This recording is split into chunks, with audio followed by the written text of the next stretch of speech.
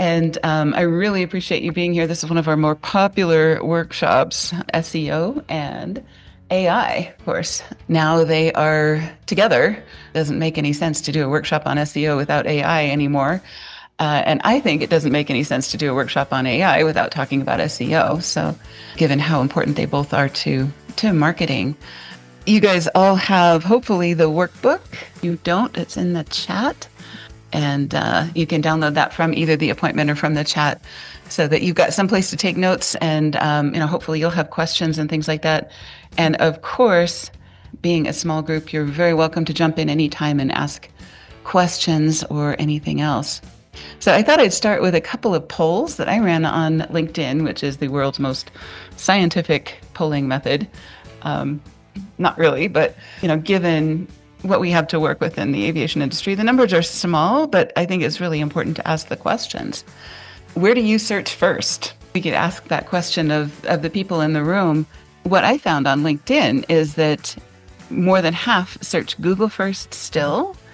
I think I usually do ChatGPT, depending on the nature of the search. If it's something where I know I'm looking for a simple fact or figure or something like that, I might use Google, but I almost always start with ChatGPT these days. I don't know if anybody else has an opinion about that. Do you have it open all the time? I do. So do I. Yeah, it's like always, always, always. I have the ChatGPT app on my computer. I also have it on my phone. And I'm using it for everything. If I want to look at a food or something like that at the grocery store and see if it has some, if it fits a certain criteria or whatever, I'll scan the label and ask ChatGPT, what can you tell me about this? Or, I'm using it all the time.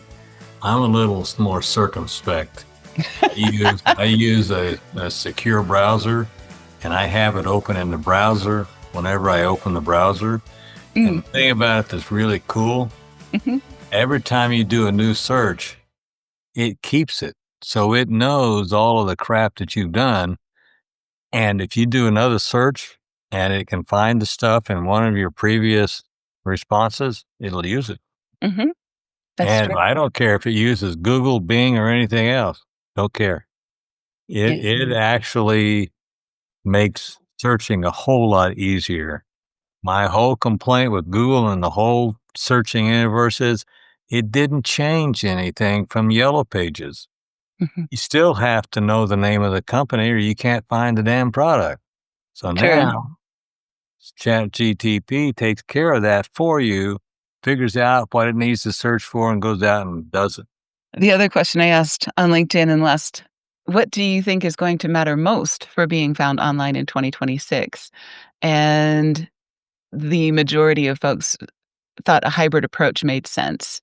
One of those folks. So that's what we're going to be talking about today is Google and the LLMs, how you can there are a lot of things that you can do that actually improve your position on both. And I think, they are not mutually exclusive at all. And it's going to be a long time, if ever, if Google actually goes away, just because it is so entrenched into a lot of the technology that underlies the AI and so on. And it's just such a huge pool of data that we just can't ignore it, right? Yep. All right. And I mean, there are features, I don't even know all the features the ChatGPT had. She knows more than I do, but I just discovered by accident that you can put a search out there and a dang thing will wake up every day and do a search if it didn't find it or if you didn't like the search. Right. So it'll update it every day from, whatever is new on the web. We used this quote in last year's workshop, and I can't find a better one. This is Taylor Swift, who has 37.2 million searches per month. You can't fall in love with a Google search. So she's downplaying how important Google is, while it's Google that has contributed pretty substantially to her success. So I just think it's kind of ironic that there's a lot that you can say about technology, and there's a lot that you can say about Google's shortcomings and about SEO shortcomings and things like that. But there's a lot that we still need to acknowledge. Google is still the single biggest source of traffic to most of the websites that we manage. You can say that ChatGPT and other engines, other technologies are picking up steam, but Google is still way too big to ignore. So, a lot of people are saying, well, search is dead. We're not going to worry about it. We're not going to do SEO. We're going to bypass that and go straight for the AI models and things like that. But I think that's a mistake. Well, yeah, I mean, Mhm. part of the problem is if you don't, and I tell people this all the time, if Yeah, you don't understand how stuff works, you're in trouble. right. Doesn't mean you have to be able to fix it or program it, but you have to understand how it works. Mhm. Agreed. The other thing is that SEO is not something that you do once and then leave. We are doing SEO every month. We've had a website that's decades old, and we're fidgeting with it every month. If you want to stay at the top of the search engines, it's something that is a continual battle because you're always getting new competitors, you're always getting new information. The things that people are searching for are changing. All of that stuff is still always happening. It's not a substitute for strong branding, especially now, since AI is taking over. Branding is super important. Just because you're meeting all the rules for SEO doesn't mean that you don't need to have a strong brand that resonates with people and that they remember. Once they found you, they'll forget you just as fast, if they don't know your name and if they don't remember who you are and what you do. It is not free. Whether you're investing your time or your money or both, there is software. We use SEMrush, which is getting more expensive every year. It's really, really hard, just because of the complexity of this. We used to do our taxes by hand, or at least John used to do our taxes by hand. I don't think you could do that anymore without software. Is that true? Oh, no. I mean, Mhm. you can, I mean, if you are a working person Mhm. and don't own property, don't own a business, don't do anything like that, yeah, you can log on to the IRS or whoever, and well, not even the IRS anymore, but you can log on to Intuit and they'll have a 1040 for you and they'll instruct you on how to fill it out and you're done. But you still have to do it. Yeah, but what I mean, the reason I'm bringing that up is, it's just like SEO is just like taxes nowadays. You cannot do it without software. I don't think. I mean, I think it's become so competitive and so complex that it's just not possible to do that. Well, yeah, I mean, like I told you and some of the other people, is that I built a website from scratch for Mhm. a major company, and I mean scratch meaning in Notepad, In line by HTML, line, right? line by line, and it was a monster website. Mhm. And that was before any of the automated tools, and I mean this was before any of the stuff that we use nowadays. Right. You could still do it that way, but why? Yeah, exactly. And I think like almost every marketing endeavor, now it's become a mix of software and human intelligence. You can't automate this entirely. So SEO is not a replacement for human expertise, and SEO software is not a replacement for the human element. I found this actually yesterday. I don't think anything is ever a coincidence, and I'll show you who shared this because I think this is one of the better illustrations of old search versus new search. This is what people do differently. In the old search, you used to type a query or, type in a word or a keyword or something like that that you're searching for information about. Nowadays, you ask questions instead. Almost all of the searches in ChatGPT are in the form of a question. So we think like Jeopardy, right? Can you raise that as a question? In the old search, you used to browse results, and now AI will analyze what's on the web and bring that back to you in some way. Um, in the old search, you used to click links. Nowadays, you seldom have to click a link. You get the answer right there in the summary in ChatGPT. In the old search, you used to find answers. In the new search, maybe you click for sources, if you're doing your fact checking and other things. And I've got my ChatGPT set up to give me sources so that I can always do the fact checking right there, and make sure that what it's telling me is the truth. And I can actually go to the New York Times or whomever published that information and verify the source right there. In old search, the focus was to optimize clicks and page views, and in new search, the focus is optimizing for AI understanding. So we want to make sure that we're writing at a fourth or fifth grade level, and that doesn't mean, talking down to people. That just means simplifying as much as possible so that people understand, and robots and machines, which are very naive, understand what we're saying about a topic and so on. I thought that was a really, really good summary, and this is actually from Jonathan Parsons. I highly recommend following him if you have an interest in SEO. He always has really good insights and things. So, what that means, or what we do, and this works for Google and AI, we want to structure everything clearly in our websites or web pages. We want to make sure that we're showing our expertise. So, we're citing our sources, showing original research, all of those things that um, Professor Mark that you teach in journalism school, all of those kinds of things. It's really important to write well. I think it's more important to write well than it ever has been. Um, Even though in a lot of cases we're writing for robots first before humans see it, because it's the robots that are going to pass along what we've written to other people. And the way you do that is with knowledge of the topic. And we want to write for context rather than writing for keywords. So although I always get a top 10 list of keywords, that I want to optimize for a piece of content that I'm doing, I'm not doing gymnastics to make sure I say all of these keywords as often as possible, because that makes it read funny. I mean, it makes it sound like a robot. It makes it sound like verbal gymnastics. We want to make sure that we are writing clearly and writing for context.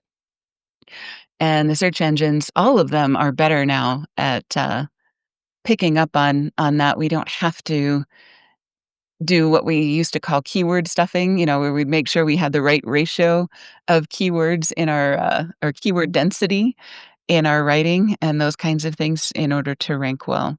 All right, so first thing that you guys get to do is um, your top 10 most wanted keywords. If you've already done this for us, I think, Erica, you've already got this done, but you might want to reconsider it. Now that we're kind of diving in detail. The three criteria that we use for determining what keywords we want to use are: number one, relevance. How relevant is this to people who we want to be doing business with? Number two, popularity. How many people are actually searching for this keyword? So, there might be keywords like want everybody that's searching for that keyword, no matter how popular it is. But, it's super relevant to us. But if there are two keywords that are equally relevant and one of them is more popular, we want to search for the one that's more popular. And then number three is competition. If everybody and their dog is after this keyword, right? So this is really important, especially for flight schools. If you do flight training, everybody and their dog is trying to optimize for those keywords, so there's a whole lot of competition. But there may be, um, keywords like multi-engine training that are a variation that not as many people are searching for, and that not as many people are competing for that keyword, and they're not paying, um, huge amounts of money for advertising and Google AdWords and other things to do well for that keyword, if that makes sense. So questions about keywords and, why we do this and why we're figuring this out, even though we just said that keywords aren't as important as they used to be, I think is a great way to focus your thinking.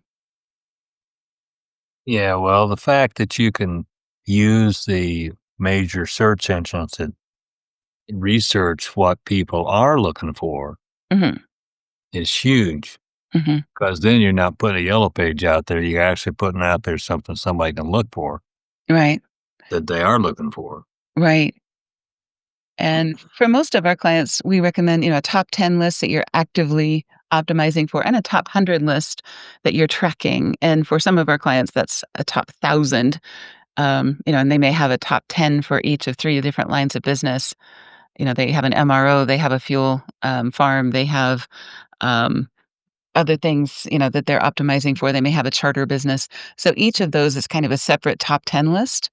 And then, the top 100 list, might include some that are not as important for the top 10, but we like to keep track of them and how they're doing competitively. Everybody feel good about making a top 10 list for and on my team, do you guys feel comfortable making a top 10 list or, how you would go about making a top 10 list for a client? I know I we've already done this for me, but, I think it would be valuable to talk about how you come up with the top 10 list. Like, how do you go about figuring out what your top 10 should be? Right. Um, Good point. the human element is always the most important. So we like to start with what are the words that people use when they're searching for your service? And Erica, I know, we've had the conversation about, of course, air nurses, and then some of the other words that people tend to look up, whether or not you agree with the fact that they're perfectly relevant to your audience, like medical escort is one of the traditional terms that people use that isn't accurate for you. But, we included that in your top 10 because that's something that people know about and that they may type in if they're looking for the services that you provide. Rob, I think some of the keywords for you, of course, aviation news commentary. There's a lot of things that people look for when they're looking for you or looking for the things that you're talking about. And of course, you have a whole new set of keywords every time there's a new news story. Um, so that makes it really challenging for news outlets because, their keywords are changing all the time. That makes it the good and bad is that the things that people are looking for this week are whatever's going on in the news this week, and then next week, something else is gonna happen, and that's gonna change the whole scenario. So what you can do is have kind of a core set of keywords, airline industry, news commentary, things like that, that's kind of your core set that are always true, and then you can always optimize for keywords that you write about on a regular basis, like air traffic controllers. It seems like they're in the news every 6 months, for one reason or another. That's the set that you might say, "You know what? Have, um we should optimize for that because it keeps coming up, even though it's a come and go sort of a topic." But So but you how know what I rapid? Go ahead, Mike. Go Rob. ahead. what I'm sorry, who's going?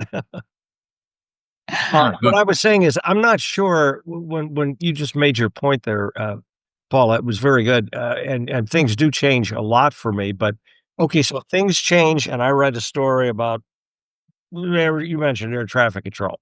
Mhm. Okay, what am I supposed to do with that, story to optimize, I mean, the words are what the words are, right? Yeah. I I'm not sure what my do is. Right. So this do is just write down your top 10 keywords, right? Okay, what am I gonna do with them? That's We're what gonna I talk about that next. So if Oh, everybody's okay. comfortable with keywords, then we're gonna move on, right? wait, Okay. Before we move on Wait. though, go ahead, John. my question is, Mhm. how rapidly can you change that?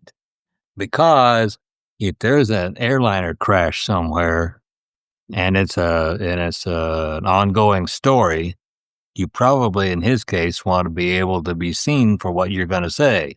Mhm. So you didn't have Delta crash, Delta partner crash. Yeah, I don't know, whatever. You didn't have that in your search, and now you need it there. So how fast can you get it out there? Right. It's faster than it used to be. We used to say 90 days, for full optimization, of a keyword. So, and that's not gonna happen very well for news stories, but what the news outlets that we work with, tend to do is have a core set of, keywords like airline incident or airline crash or, something like that. And then, like, Malaysia Airlines crash number blah, blah, blah, blah, would be a variation. So if you're already optimized for the core keyword, then it becomes easier to get traffic for that because people are going to be looking airline crash. If they don't know what it was, they just heard there was an airline crash. They're going to look for the general keyword, and then you're automatically pre-positioned for some of those specific variations. Does that help? Mhm, mhm. Okay. Does that answer your question, Sean? Better than nothing.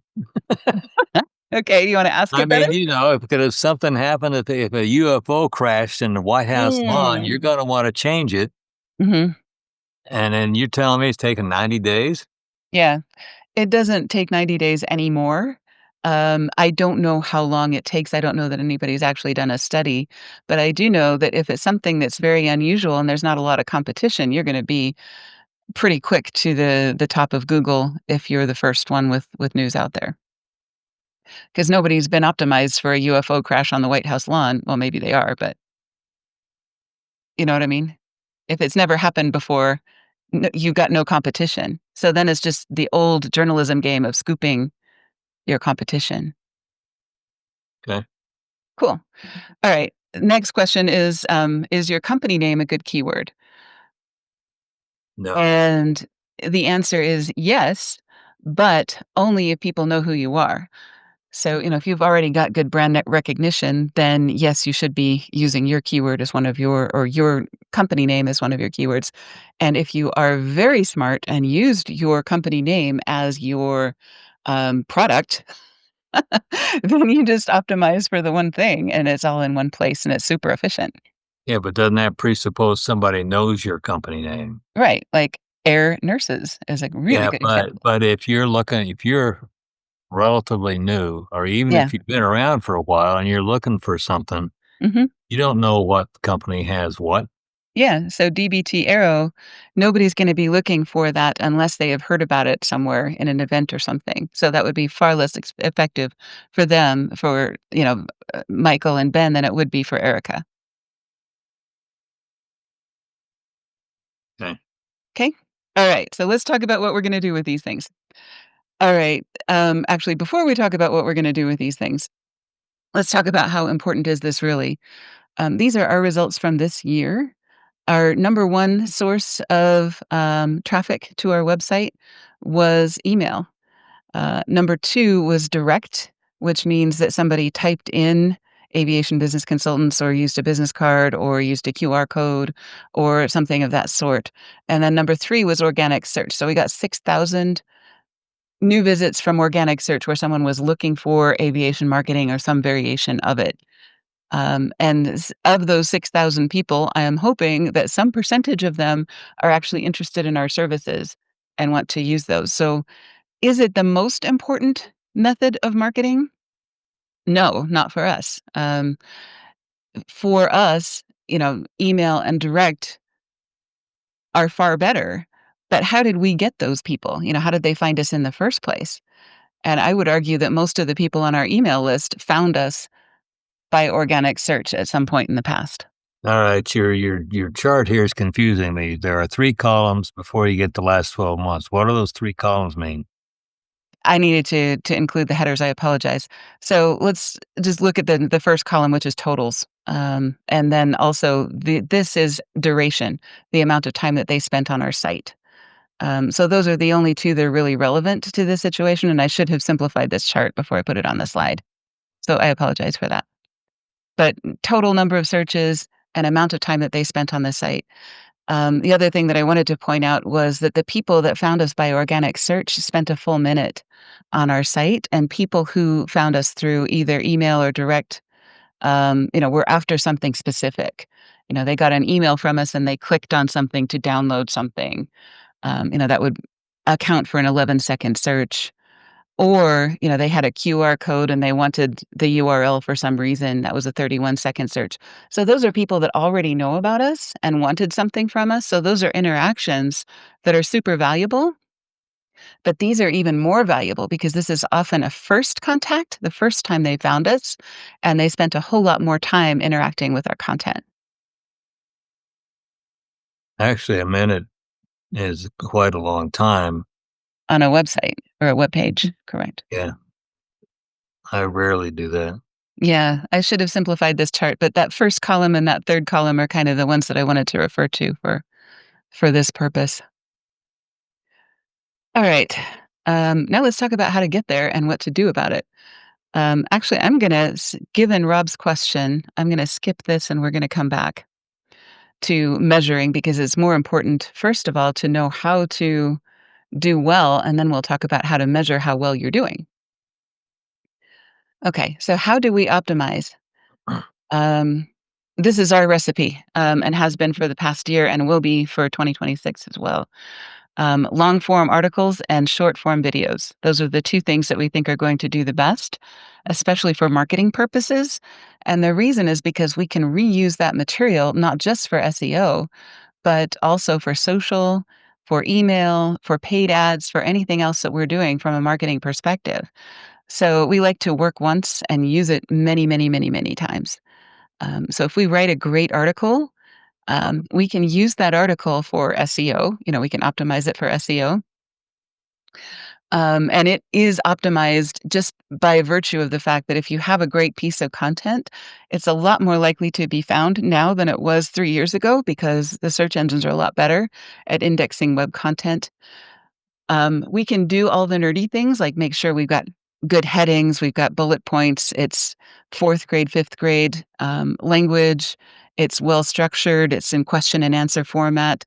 There's a whole bunch of things that we can do with that article, but just writing a good article with all of the good standards of good writing optimizes by itself without doing a whole lot else nowadays. There's a lot we can do to improve on it, but this is thing number one, and it's getting a whole lot all of the machines are getting a whole lot better at detecting good quality content without a lot of gymnastics on our part.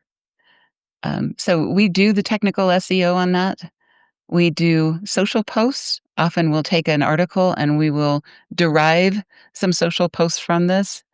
My team will take a long article and we'll use that as inspiration for a bunch of social posts. We can create short form video. And one of the things that we're recommending for our clients is to, if you've written a really long article and it's a topic that is near and dear to your heart and something that you want to be known as the thought leader for, do a 2-minute video about that 1,500-word article. Take some of the contentious points or some of the confusing points or some of the interesting points and do a 2-minute video, embed it in the article. Of course, Google owns YouTube, so they love their children, as everybody does, and they favor their children. So if you have a YouTube video embedded in an article that you want to do well on YouTube, you're going to have a much easier time with that because you've got 2 strikes in your favor already before it looks at anything else. We also do emails. We include some of our best articles in our newsletter that goes out every week. And for our clients, if they have a monthly or a quarterly newsletter, we may just include like the first paragraph and a link to the article in that email. Some of our clients do postal newsletters still, that they send in the mail. Um, those are still, in fact, they're even more effective than they used to be because so few people are doing postal newsletters. And the last and often optional is paid ads. So if you're in a super competitive field and everybody else is doing paid ads in your space, we might recommend doing a paid ad. Something along the lines of a um, Google search result. Um, and a lot of our clients do really, really well with paid ads in magazines still or in other media. So, paid ads is another way of doing it. But paid ads that go to something useful as opposed to just the branded ads where it's just buy our thing because we have a beautiful picture are much more effective than they used to be. Where So, do where do podcasts come in there, Paula? How do they fit? Podcasts have several of these elements, and we could add another little circle here for an audio file. So you have a podcast episode. You can do SEO on the individual podcast episode by posting the transcript or a summary so that there's lots of words there. Or I know you do articles often with a podcast attached. So you've got the text. You can create social posts about your episodes. Some of your episodes, I think you have video with, and that's just another form of media. You have an audio. That's another one that we could fit in between these 2, but, right now there's only 3 of our clients that have podcasts, so I didn't include that on the big graphic. You can send your episodes in a newsletter, and you can do paid ads for your episodes. I don't recommend it unless you're raking in, huge amounts of money from advertising on your podcast, in which case the math might make sense. But that's how I would fit a podcast into this model. So when you're writing a 1,500 word article, Yeah. you need to keep in mind your SEO. Yes. In fact, I will have that on a screen while I'm writing. And after I've written, I will put it into ChatGPT and say, can we optimize this article better for these keywords? Or I'll take my top 10 keywords and do that backwards. I'll put it into ChatGPT and say, suggest 10 article ideas based on these keywords and based on the most common searches nowadays. One other question. I Yeah. mean, we use uh, WordPress, and Correct. uh, so is there something that we can do when we're creating we me? Mhm. Yeah. Is there something that I can do when I'm creating the post to optimize for SEO? I mean, you said the categories are better than tags. I mean, but Yeah.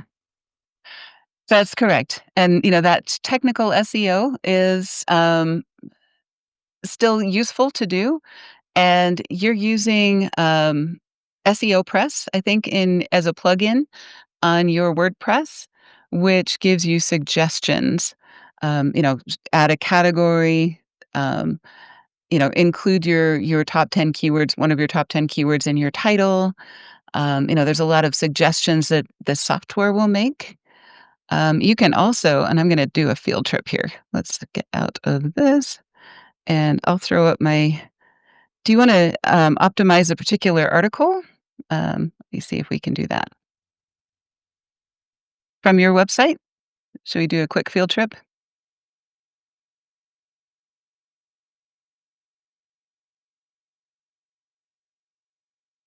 This forest fire at sea, maybe something like that. uh-huh. Okay. So what I'm going to do is I'm going to, and for each of our clients, we have a GPT that has their keywords.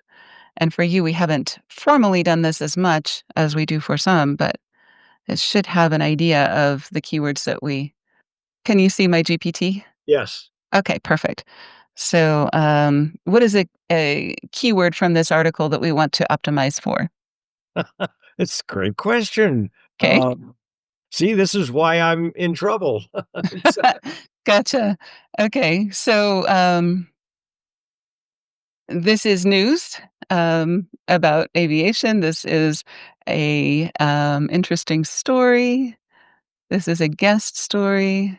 yeah, well, it mentioned John McCain, the late senator. Okay. I think I put that in as a category. Okay. Um, I I don't know. I don't know what else I did. That was a couple of weeks ago. So This is an aircraft carrier, right? correct. Okay. So what we could do is, let's pull this up. And it's getting better. Okay. So I just put in the article and the question, please analyze this article and suggest keywords useful for the Jetwine podcast. And let's see what it says. Says, what the heck are you talking about? Right.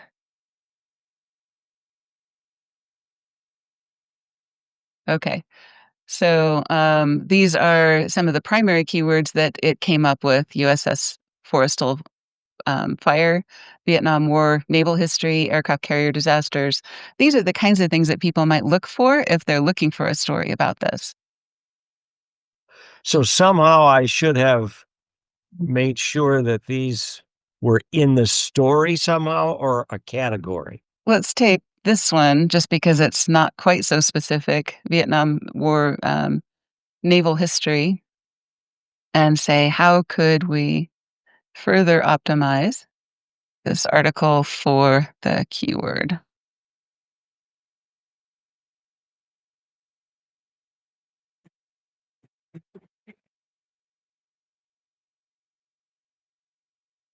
The exact phrase doesn't appear in the body, so you might put that in the opening paragraph. Add a contextual bridge sentence, after describing the fire, and you could include it in the conclusion. is what they're recommending if we wanted to optimize for that particular keyword. Okay. And then this is the technical SEO, and I think this is what you were really asking about, is a title tag, a meta description for this article. And I know in WordPress it allows you to put in a meta description. You could add alt tags for your images.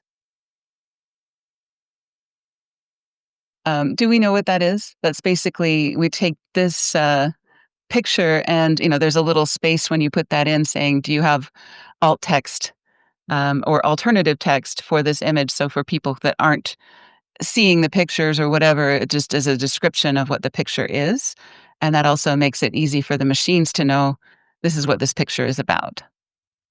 Does that make sense? It does, and, I mean, I'll tell you what I need. I mean, this is just me.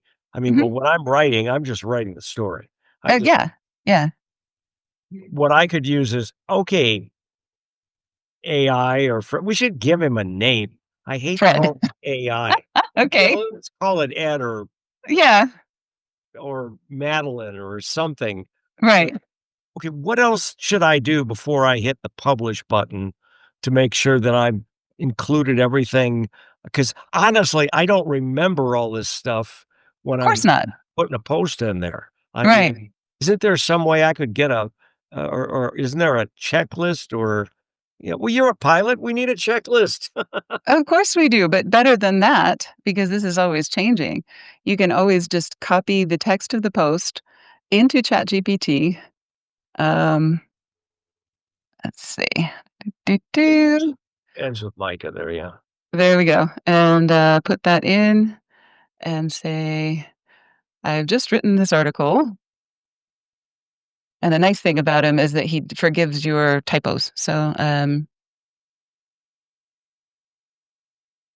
would like to optimize for the keyword. What was it? Vietnam? I'm more. Vietnam naval history, I think, or something, or Vietnam War history. I don't know.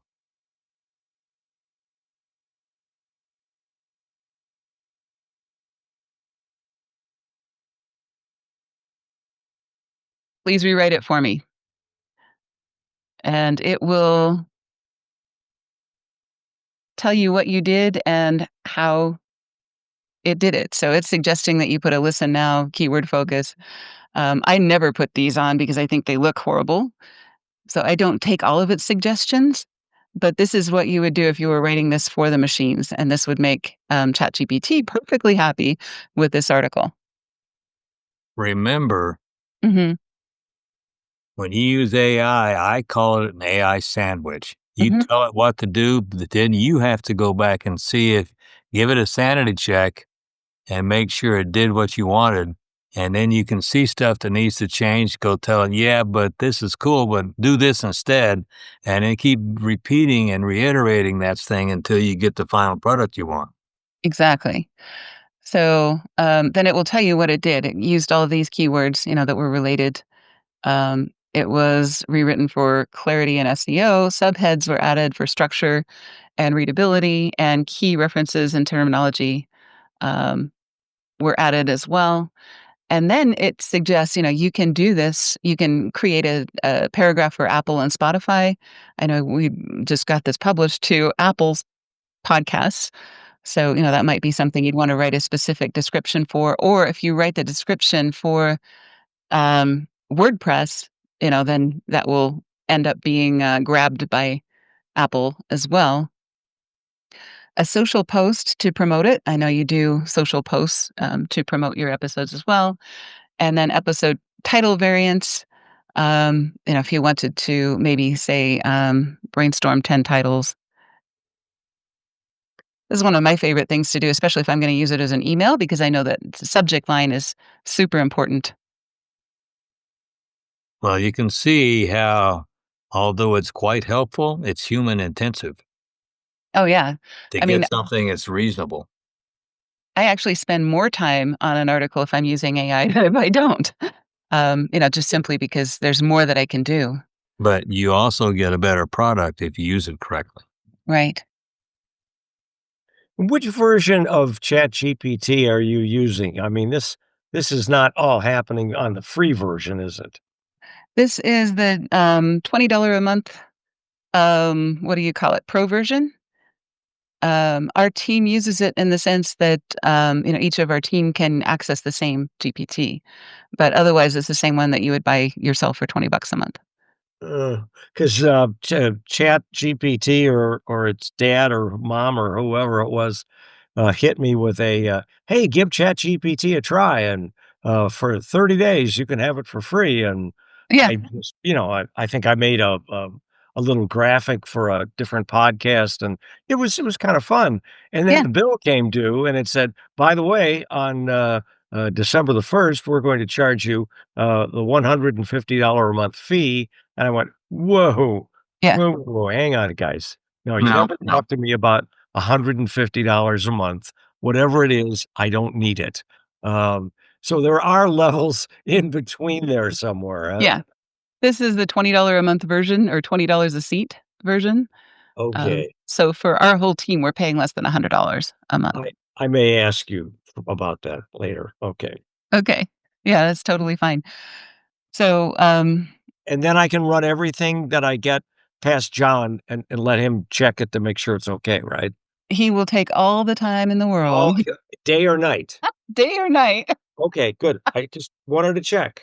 Uh, And of course, I'm kidding.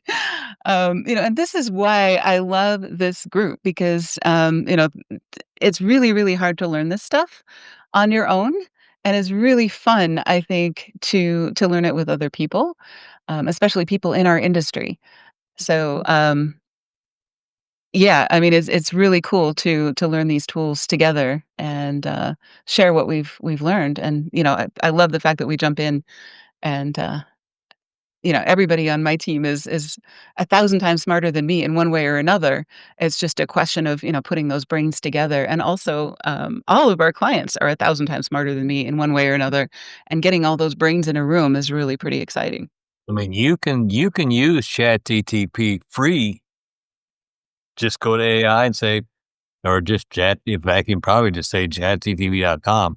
Yeah, The problem is it drops out sometimes, or it won't do some things until you pay for it. right. Um, so how are you doing for a particular set of keywords? And, we can use any volunteer from the studio audience, or we'll use ABCI, to talk about um, measuring, how well are we doing for a particular keyword? And, at our golden above levels, we've got um, SEMrush, which is the software that we use. It's like our TurboTax for um, for optimizing our websites and everybody else's websites.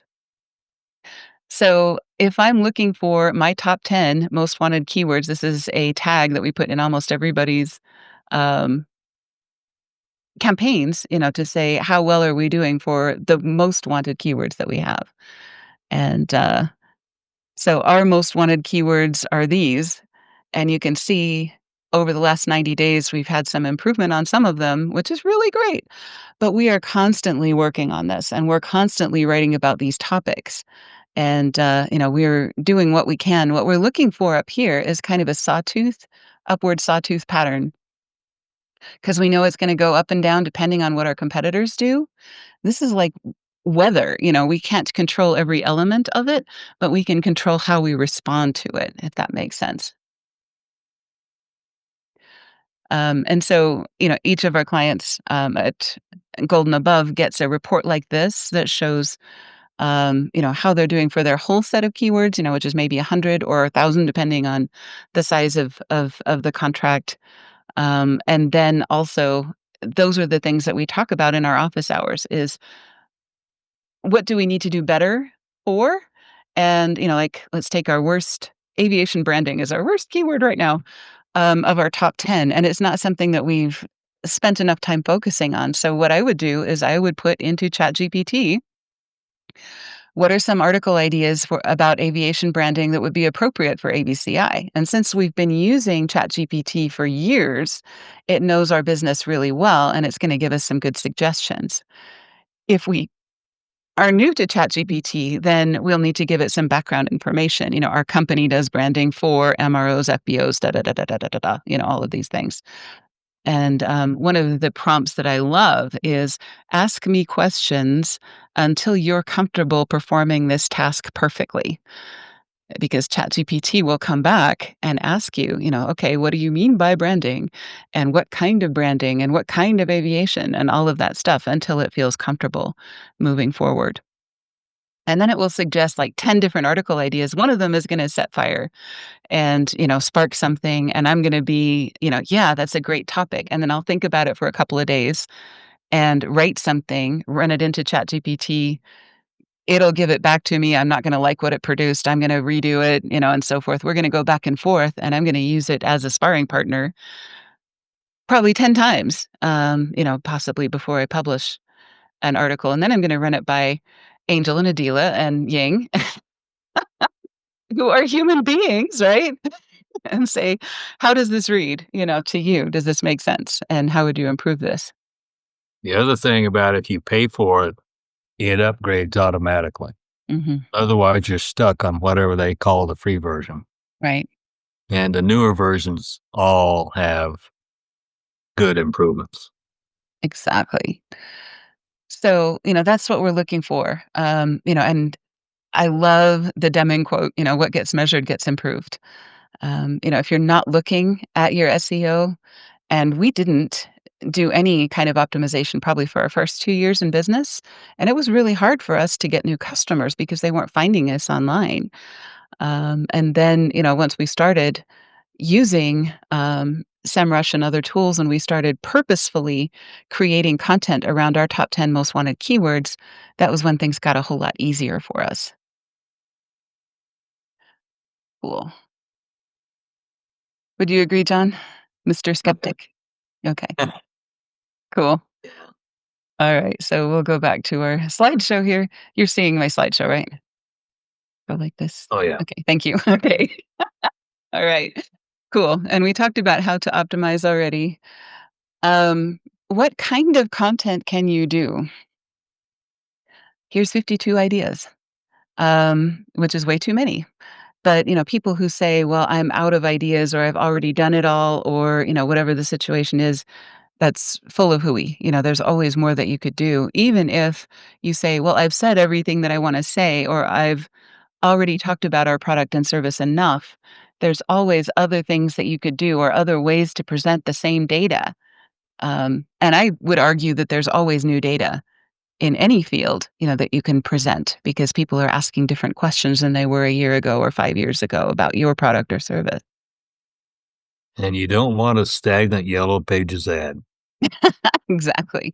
So these are all the different kinds of content you can make nowadays that impact your SEO. If I were to choose one to focus on, you know, and it's different for every client because, you know, if they're starting from zero, we start with text based, you know, because that's where all those words come from. And it's the simplest, cheapest, easiest, and so on to get started.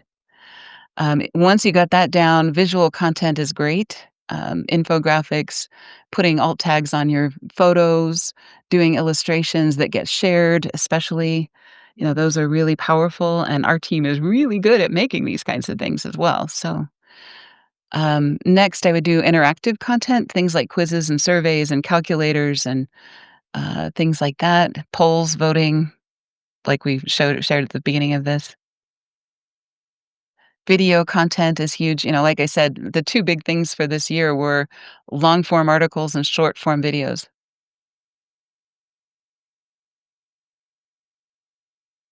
Anybody have any favorites that you'd like to chime in on or any questions that you have?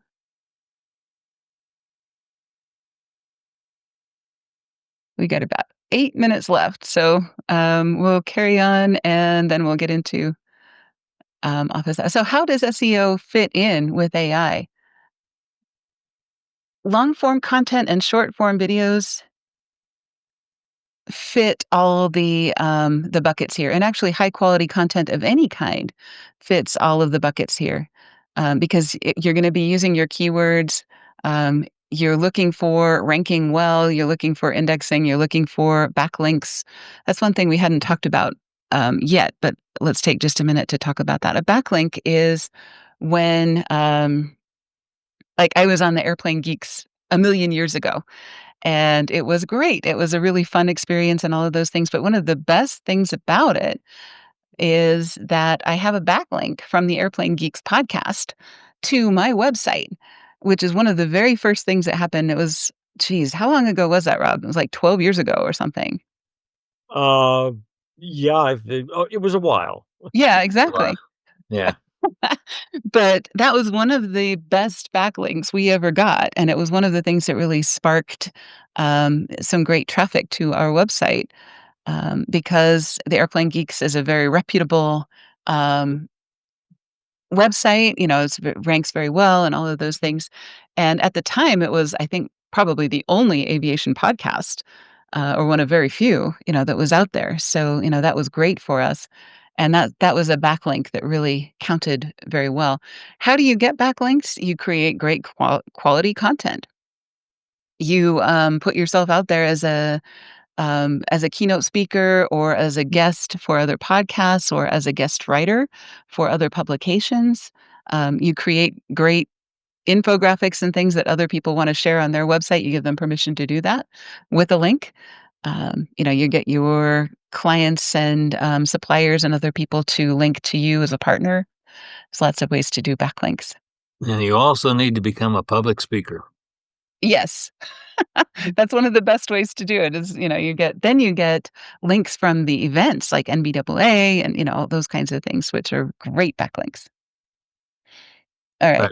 But I'm going to say this again, but one of our clients from years ago is still with us, and she was afraid to do public speaking. Well, we convinced her to do it once, and she became so well known. Her business grew so much, she now has her own warehouse and people working for her Yep. because she went and we convinced her to go speak publicly one time. We kind of bullied her into it, but Yeah, we did. we're really happy that we did, and I'm glad it turned out well. So that turned out to be a good thing. All right. So, and the same things do well for you on the AI and the LLMs, the Geminis and the ChatGPTs and so on. What they're looking for, rather than backlinks, maybe what they call it is trust signals. So they're looking for specifically like Wikipedia and Reddit and some of the other um, elements on the web that they consider to be high trust because they're not manipulated as much by advertising and things like that. So it's still a backlink. It's still high quality content. It's still all of those things. It's just phrased a little bit differently and used a little bit differently. Does that make sense? So the moral of this story is high quality content solves all your problems. Well, after you take the high quality content and massage it and do things with it and put it places. There's always things you can do to make it better, but yeah, you always have to start with high quality content. All right. Cool. So, let's just go around the room. Is there anything that you learned that you didn't know before and any questions that you have that we didn't answer? And then the other thing is it makes absolutely no sense to spend an hour in a workshop like this and not do anything. So I'd love to have you guys write down 2 or 3 things, action items that you're going to do differently, because of what you learned here.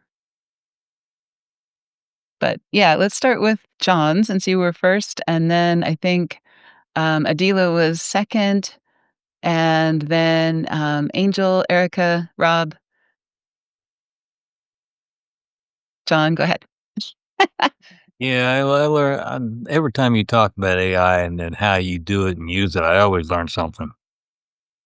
And I always apply it because I use it for every time I want information on something. I don't even use Google anymore. If it uses it, great. I don't care. Wherever it gets the data from, I'll back check it before I use it. Yeah, that's Oh. my Google. That's my Google is ChatGPT. Nowadays, right? Yeah. Did you learn anything today that you didn't know before? Minor. Well, not minor. That remains to be seen, but information on how to use ChatGPT. Okay, that's fair. Adila, how's it going? So as a person who is not very much well versed in SEO, so this was really helpful for me. I've learned a lot, and I would be looking forward for the recording of it as well Mm, to, go through it again and understand more and learn more. So everything about keywords, I had the same question like Mark, like how do we start with keywords? I always thought, how do we start with keywords, like what keywords, how to look for them. So I think this workshop answered that. So hopefully I will be helping the clients in some future right. in SEO as well. Yeah, and just really briefly, because I don't know that we covered that all that well, I always start with, having the client brainstorm. What are the words that people use, when they get on the phone with you? What questions do they ask? Get them to brainstorm those keywords, and then I go to ChatGPT and say, "Here are the keywords I think are the best ones for our company. Can you rank these by volume and by competition? Let it do the rest of the work." But you always start and end with a human. So, do you know, Yeah. because I haven't tried it, will it analyze an audio file? You have to take a transcript of the audio file and upload it right now. Okay. Yes. Yeah. Um, let's see, who was next? I think it was Angel. Were you next? I've learned is that there is we should really focus on the high quality content. That's what I really want to learn as well, on what we want to really put in our social media contents or in our website. And yeah, I also utilize ChatGPT to obtain relevant Google links rather than going to Google. That's Yes. what I did. And then yeah, after we have the high quality content, we could review them and check older contents as well to identify pieces that still has a strong value, and then do a rewrite or refresh to that might help us benefit from the current situation we have right now. Yeah. We've done that for a client where we took their best performing articles and we actually improved on them by adding to them and then improved on them far more. So, that's sometimes a really, really good use of time is to take, what's already performing well, but maybe is a 5 or a 6 in keyword rankings and then take it up to a 1, by improving on what they're already doing well. Um, who was next? Was it Erica, Ying, Rob? Yep, I think I was next. Okay, gotcha. I learned, as I'm trying to curate my own little new segment here in aviation and medical, is how reverse engineering works to kind of come up with your keywords. You started with what you thought could be, but then taking other things and saying, okay, look at this sector, and reverse engineer what our keywords could be. I thought it was pretty interesting. Oh, yeah. And, this is why every single year we redo everybody's top 10 because they've changed and because we've learned and because we have a ton more data than we did a year ago.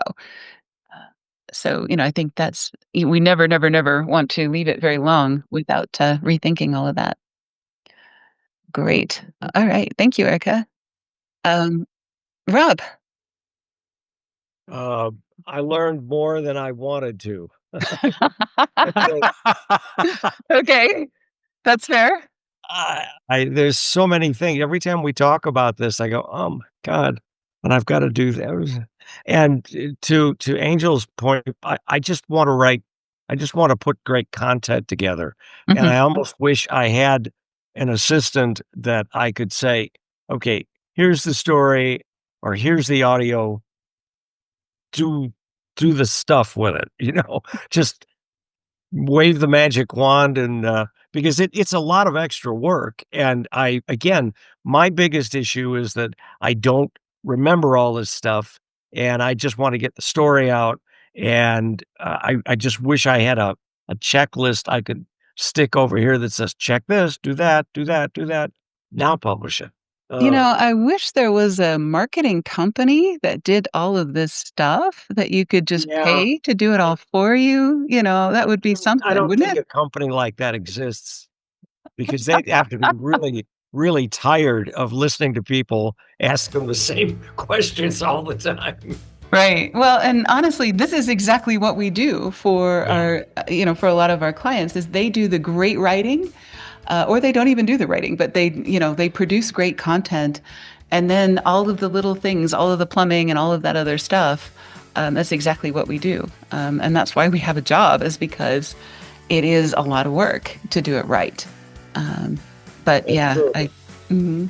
totally, totally agree. Ying, how's it going?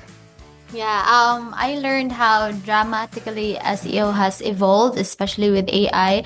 I remember years ago, I used to write really long form articles, 2,000 words or more, and a lot of brands weren't really keen on using AI since it felt new and scary and overwhelming. So everything was done manually. So meaning it took a really long time to do research, to write, and then layer on SEO keyword optimization. But now AI has completely changed that workflow.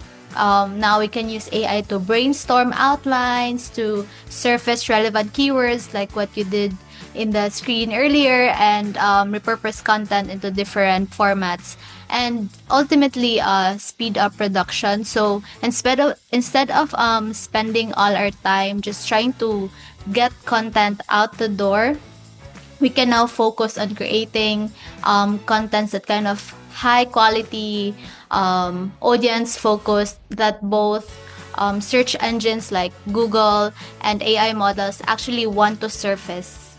So, yeah. Agreed. Right. And I know this is part of what you've done in the past, which is part of the reason you're on the team, is to help us with all of this. So yeah, I really appreciate you being here, and that's always amazing. Thank you. Yeah. All right. Well, thanks, you guys. I really appreciate you being here, and